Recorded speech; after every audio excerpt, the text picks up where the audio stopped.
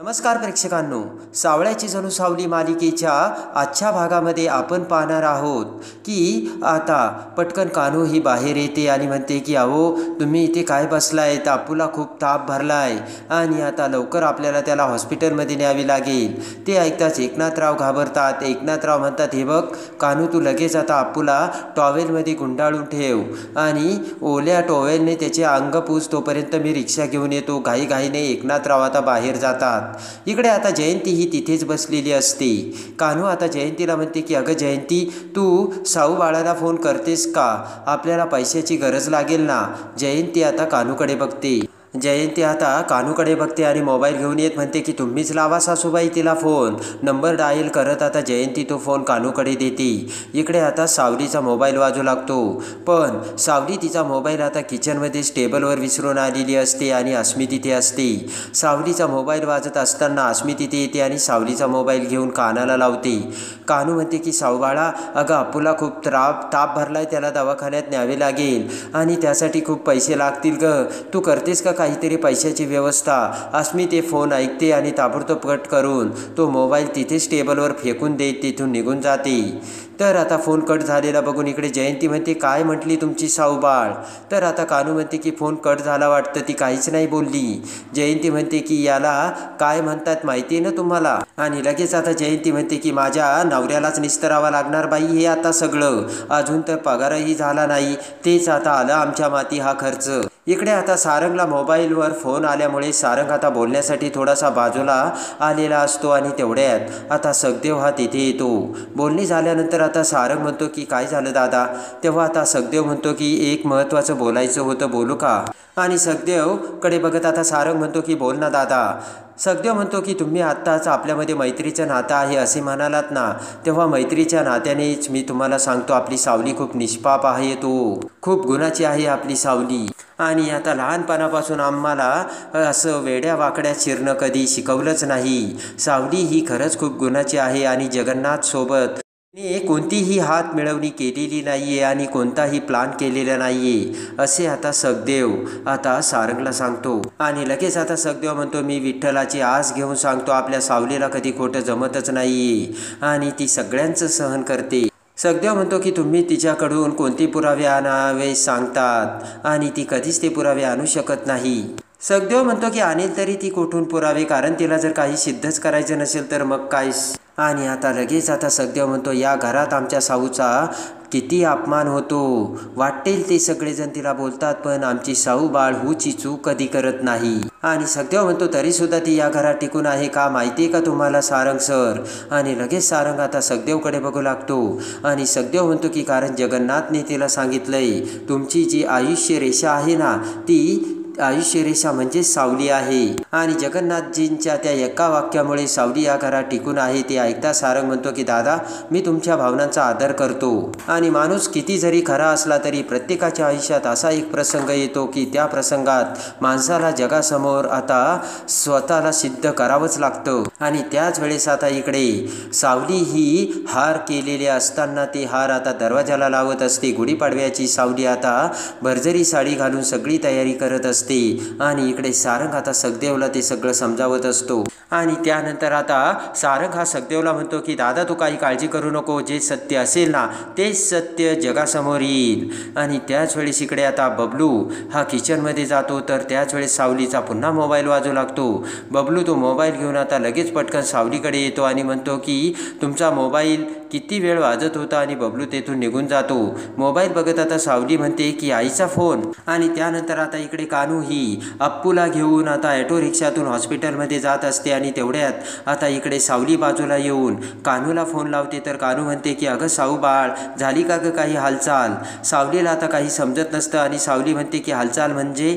तर आता कान्हू म्हणते की अगं असं काय करतेस, मगाशी मी फोन केला होता ना, अप्पूला हॉस्पिटलमध्ये चालवलंय, खूप आजारी आहे तो, तापाने फणफणलाय आणि पैशाची काही गरज आहे.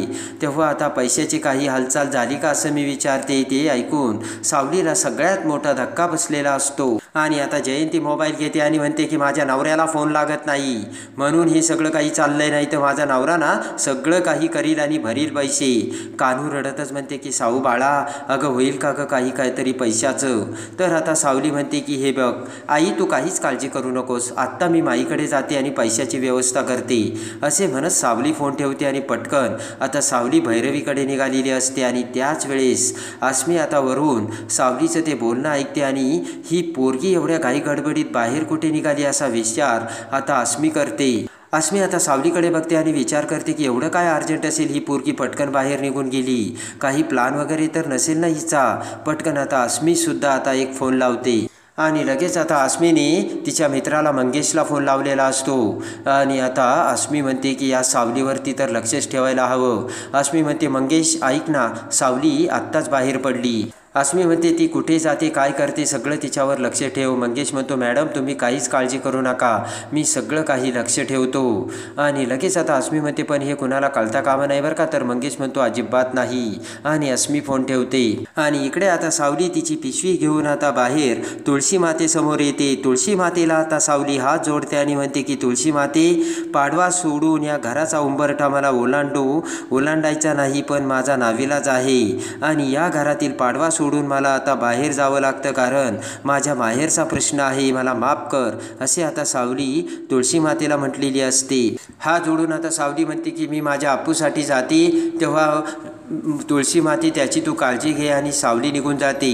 इकडे आता मेंदळ्यांच्या घरी सारंग, बबलू, सोहम सगळेजण गुढीपाडव्याची जय्यत तयारी करत असतात. सगळीकडे आता फुलांचे हार लावलेले असतात. आणि तेवढ्यात आता तिलोत्तमा बाहेर येते. आता अमृता, सोहम, बबलू तयारी करत असल्याचे बघून तिलोत्तमा खुश होते आणि म्हणते की अरे पण बाकीचे कुठे, नील, सारंग, ऐश्वर्या. तर आता लगेच सोहम आणि बबलू म्हणतात की पण सावली वहिनीसुद्धा कुठे गेली, दी दिसत नाही.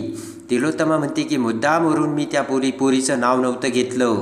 तिलोत्तमा म्हणते की का माहिती आहे का, कारण मी फक्त या कुटुंबातील माणसांपैकीच बोलत होते, बाहेरच्या व्यक्तीबद्दल नव्हते बोलत. आणि तिलोत्तमा म्हणते की आज नवीन वर्ष आहे आणि सगळ्या शुभ गोष्टी व्हायला हव्यात, तेव्हा शुभ गोष्टीविषयीच बोला. आणि त्या मुलीचा चेहरासुद्धा मला दिसला नाही तर नवीन वर्षाचं बरं होईल आणि तरीसुद्धा मला चालेल, असे तिलोत्तमा सगळ्यांना सांगते. इकडे आता सावली ही ॲटो रिक्षातून भैरवीच्या घरी चाललेली असते आणि मंगेश त्याच्या बाईकवरून आता सावलीचा पाठलाग करत जात असतो. तेवढ्यात आता सावली ही ॲटो रिक्षातून सखदेवच्या मोबाईलवर कॉल करते. सखदेव आता बाहेरच आता फुलांचे हार लावत असतो. सावलीचा आलेला फोन बघून आता सखदेव फोन घेतो आणि आता सखदेव बाजूला येत सावलीला म्हणतो की साऊ बाळा तू कुठे आहेस, घरचे सगळेजण तुझी आठवण काढतायत. सावली म्हणते की दादा हे बघ अप्पूची तब्येत खूप खराब झाली त्यामुळे मी हॉस्पिटलमध्ये चालली. तर आता लगेचच सावली म्हणते पण मी घरात कोणालाच नाही सांगितलं. सखदेव म्हणतो की अगं सारंग सरांना तर सांगून जायचं ना. सावली म्हणते की त्यांना जर सांगितलं असतं तर त्यांनी कामात मला मदत केली असती. आणि तिलोत्तमा मॅडम माझ्यावर किती चिडतायत तुला माहितीच आहे ना रे दादा. आणि त्यानंतर मात्र इकडे मंगेश हा ॲटो रिक्षातून आता पाठलाग करत असतो आणि आता सावली ही फोनवर बोलत असते. इकडे आता सावली म्हणते की माझ्यामुळे पाडव्याच्या दिवशी मेंदळ्यांच्या घरी म्हणजे आपल्या घरी काही वेडवाकडे भांडणं व्हायला नको आणि घडायला नको म्हणून मी नाही सांगितलं. सावली म्हणते की आई दादा गुढीपाडवा होता क्षणी तू हॉस्पिटलमध्ये ये, तोपर्यंत मी पैशाची व्यवस्था करायला माईंकडे चालली. आणि लगेच आता सखदेव म्हणतो ठीक आहे. आणि इकडे आता ऐश्वर्या ही तिची बेडरूममध्ये तयार होत असते आणि तेवढ्यात पाठीमागून सखदेव तिथे येतो. आरशातून सखदेवला बघत आता ऐश्वर्या म्हणते तू इथे काय करतोयस, बाहेर गुढी उभारण्याचा कार्यक्रम चालू आहे ना, जा तिकडे जाऊन काम कर. सखदेव म्हणतो की मॅडम माझं एक काम होतं. तर लगेच आता ऐश्वर्या म्हणते की तू कामासाठीच आला इथे आणि काय काम होतं. तर आता सखदेव म्हणतो की मॅडम थोडेसे पैसे हवे होते. ऐश्वर्या म्हणते की तुझ्यासारख्या लोकांना ना मी चांगलीच ओळखते, अगोदर थोडासा ॲडव्हान्स घ्यायचा आणि मग जायचं पळून. तर सखदेव म्हणतो नाही मॅडम मी पळून जाणार नाही. आणि आता सखदेव म्हणतो की थोडंसं अर्जंट आहे मॅडम आणि थोडीशी पैशाची गरजच होती. तर आता ऐश्वर्या म्हणते, चल मी सणासुदीला कुणाला सुट्टीही देत नाही आणि पैसेही देत नाही, जा कामाला लाग. सखदेव म्हणतो, मॅडम असं करू नका हो. आणि इकडे ऐश्वर्या म्हणते, का कशासाठी लागतात पैसे, कुणाचा जीव चाललाय का? तर लगेच आता सावलीचे बोलणे सखदेवला आठवते.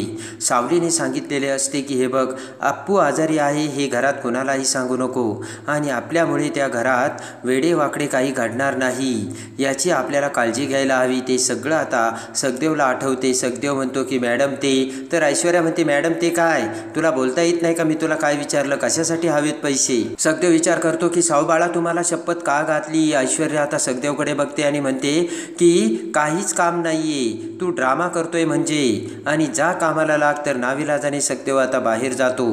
इकडे आता सावली ही रस्त्याने जात असताना भैरवीच्या घराशेजारी येते. तर तेवढ्यात पुन्हा कान्हू आता सावलीला फोन करते. कान्हू म्हणते की साहू बाळा आम्ही आलो बरं का हॉस्पिटलमध्ये, पण अगोदर 1.5 लाख रुपये भरायचे सांगतात आणि मग बघू असं बोलतायत. तर आता सावली म्हणते, आई तू काहीच काळजी करू नको, मी चाललेत आता भैरवीजीकडे. आणि त्यानंतर आता सावली ही भैरवी समोर येतात. आता भैरवी आनंदाने सावलीला गुढीपाडव्याच्या हार्दिक शुभेच्छा देते. सावलीच्या डोळ्यात पाणी आलेलं असतं. आणि लगेच आता भैरवी म्हणते की सावली गाण्याची कॉम्पिटिशन जवळ आली आहे बरं का, गाण्याची तयारी कशी चालू आहे? तर डोळ्यात पाणी आणत सावली म्हणते की माई अप्पू दवाखान्यात ॲडमिट आहे, खूप आजारी आहे. तर आता भैरवी उठून उभा राहते आणि म्हणते, झालं, मी तुला गुढीपाडव्याच्या आनंदाने शुभेच्छा दिल्या आणि तू अपशब्द घेऊन आलीस आणि हे काय नवीन रोजचंच आहे. सावली म्हणते की त्याचं काय आहे ना, अप्पूला हॉस्पिटलमध्ये ॲडमिट केलं आहे आणि तिथे पैसे लागतात, नाही तर नसते आले मी. तेव्हा आता भैरवी म्हणते की उठसूट तुम्ही सगळेच जण माझ्याकडे कसे काय येतात ग पैसे मागायला, तुम्हाला ना सवयच लागली. आणि इकडे आता भैरवी म्हणते की हे बघ सावली, तुझ्यामुळे ऑलरेडी आमचं खूप नुकसान होतंय आणि तुझ्या त्या लग्नामुळं ना आम्हाला आमचे शो ना खूप काळजीपूर्वक करावे लागतात. अगं तारा आणि माझी तयारी आहे की नाही हे बघण्यासाठी सावली गाणी गायला येणार आहे की नाही हे अगोदर आम्हाला बघावं लागतं. भैरवी म्हणतात की आमच्याकडे हे सगळे पैसे कुठून येतात सावली माहिती आहे ना? तर सावली म्हणते कार्यक्रमातून. भैरवी म्हणते बरोबर, कार्यक्रमातून पैसे येतात, तर मग कार्यक्रमाकडे लक्ष द्यायला हवे आणि त्यासाठी सावली तू गाण्याकडे लक्ष द्यायला हवे नाही का? आणि आता भैरवी सावलीला म्हणते की हे बघ, आज मला तुला पैसे देता येणार नाही, तेव्हा मी तुला गुढीपाडव्याच्या शुभेच्छा दिल्या आणि निघ आता तू सावली, असे म्हणत सावलीचा हात धरून आता भैरवी सावलीला जायला सांगते आणि ढकलते. आणि इकडे आता ऐश्वर्या अमृता सगळ्याजणी तयार झालेल्या असतात. अमृता आता ऐश्वर्याकडे येते आणि म्हणते की अगं ऐश्वर्या, माझी साडी जरा नीट करून देतेस का गं? ऐश्वर्या म्हणते की किती दिवस अशी माझी तू मदत घेणार आहेस? आणि लगेच आता अमृता म्हणते माझं काय, अगं तू बिझनेस हँडल करते ना, नीट नेटकं टापटीपणे तू राहायला हवं, मीही शिकेन. तर आता लगेच ऐश्वर्या म्हणते की नाही, आपण दोघीही मेंदळ्यांच्या सुना आहोत, तेव्हा आपल्याला टापटीपणाने राहायलाच हवं. बरं जाऊ दे, ती मुलगी कुठे आहेस ग अमृता वहिनी? तर अमृता म्हणते की हे काय, तुला त्या मुलीची की सावलीची कधीपासून काळजी वाटायला लागली? ऐश्वर्या म्हणते तसं नाही, पण किती वेळ झालाय ती दिसतच नाही आणि बाहेर सुद्धा सगळी कामं अडली. अमृता म्हणते की असेल ना, ती इथेच कुठेतरी असेल. ऐश्वर्या म्हणते की इथे कुठे जर असेल तर दिसायला हवे ना, पण ती कुठेच दिसत नाहीये, म्हणून मी तुला विचारलं अमृता वहिनी, ती मुलगी कुठे गेली? अमृता म्हणते की असेल वहिनी, ती इथेच कुठेतरी असेल. अमृता म्हणते की हे बघ ऐश्वर्या, तू काही काळजी करू नकोस, पूजा सोडून ती कुठे जाणार आहे आणि तशीही आपल्या घरची ही पूजा नवीन जोडप्याच्या हातून होणंच अपेक्षित आहे ना. ते ऐकून आता ऐश्वर्या ही अमृताकडे बघते. एवढ्यात आता सावलीला बघण्यासाठी अमृता ही सारंगच्या बेडरूममध्ये जाते. सारंग आता त्याच्या शर्टचे बटन शोधत असतो. सारंग म्हणतो वहिनी, अगं माझ्या शर्टचे बटनच सापडत नाही, सावलीने बहुतेक कुठेतरी ठेवलं असेल, बघ विचार बरं तिला. अमृता म्हणते की अरे सावलीलाच शोधायला मी इथे आली होती, सावली कुठेच दिसत नाहीये. सारंग म्हणतो बाहेर बघितलं का? अमृता म्हणते सगळीकडे शोधलं. सारंग म्हणतो की फोन केलास का? अमृता म्हणते केला, पण ती फोन उचलत नाहीये. सारंग म्हणतो की अगं बाहेरून बाजारातून काहीतरी आणायला गेली असेल ती. अमृता म्हणते बरोबर आहे बरं का, कधी कधी काहीतरी राहिलं असेल ना तर न सांगता ती बाहेर जाऊन घेऊन येते. आणि एवढ्यात आता अमृता म्हणते की बहुतेक तसंच असेल, ती बाहेरून काहीतरी आणायलाच गेली असेल. पुन्हा अमृता आता फोन लावून आता सावलीचा फोन लागतो की नाही हे बघते, पण सावली काही फोन उचलत नसते. तेवढ्यात आता सारंगच्या मनात काहीतरी मात्र वेगळंच क्लिक होतं आणि सारंग वेगळ्या नजरेने आता अमृताकडे बघू लागतो. आणि आता सारंग हा सावलीला कसे घरी घेऊन येणार, अप्पूचा जीव सारंग कसे वाचवणार, पैशाची व्यवस्था सारंग कसा करणार आणि मेंदड्यांच्या घरची पूजा नवीन जोडप्याच्या हाताने म्हणजे सारंग आता सावलीच्या हाताने कशी करणार हे बघण्यासाठी आणि सावळ्याची जणू सावली मालिकेच्या डेली अपडेटसाठी बेल नोटिफिकेशनवर क्लिक करून आपल्या चॅनलला लाईक करा, सबस्क्राईब करा.